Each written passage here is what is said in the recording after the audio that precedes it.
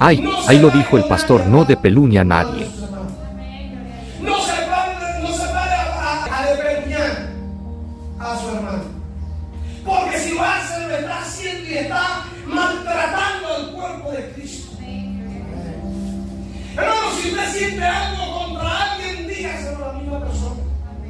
Llámeme, diga, mira, yo necesito salvarme, pero tengo esto contra ti, varón. Yo necesito ser salvo. Yo necesito ir al cielo, pero con esto que tengo en mi corazón, yo tengo que compete contigo. Pero díselo a la persona, no ponga uno del otro. Si esa persona quiere salir y negar eso, el problema es que usted se liberó. Usted salió de ese mundo. Pero no sabe hablar de la gente. No se puede hablar de nosotros. Ay, pero tú dijiste que no hablaba de hermano. No, qué pena.